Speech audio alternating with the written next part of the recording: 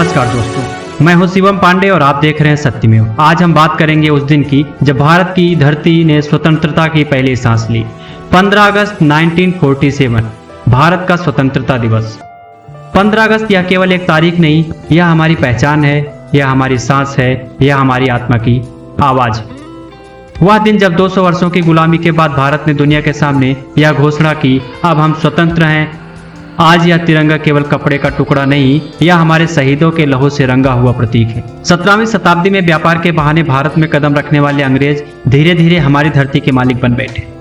1757 का प्लासी का युद्ध, 1857 तक आते आते अंग्रेजी हुकूमत ने भारत की रीढ़ तोड़ दी थी। हमारी खेती, हमारा व्यापार, हमारी संस्कृति, सब कुछ उनके नियंत्रण में था। लेकिन भारतीयों के दिल में एक सपना जिंदा था, स्वतंत्र भारत का सपना। 1857 मंगल पांडे की वीरता ने इस क्रांति की चिंगारी जलाई। झांसी की रानी लक्ष्मीबाई ने रणभूमि में वह इतिहास रचा जिसे आज भी हर बच्चा जानता है, मैं अपनी झांसी नहीं दूंगी।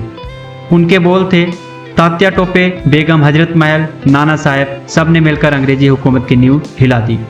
हालांकि यह विद्रोह दबा दिया गया, पर स्वतंत्रता की ज्वाला कभी बुझी नहीं। 20वीं सदी में यह ज्वाला तूफान बन गई।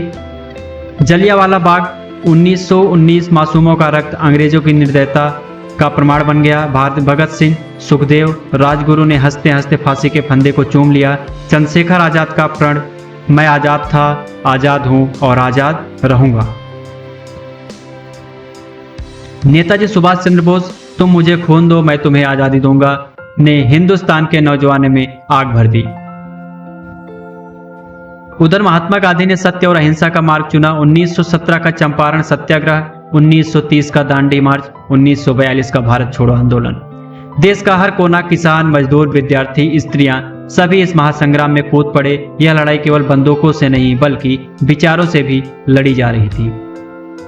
अनगिनत क्रांतिकारी, खुदीराम बोस, बटुकेश्वर दत्त, अरुण असफ अली, अशफाक उल्लाह खान ऐसे नायक हैं जिनके बलिदान ने आजादी की नींव मजबूत की। सेलुलर जेल की अंधेरी कोठरियों में वीर सावरकर जैसे देशभक्तों ने सालों तक अमानवीय यातनाएं सही। उनकी पीड़ा ने लाखों दिलों में विद्रोह की आग जलाई। और फिर आया वह दिन, 15 अगस्त 1947 की भोर।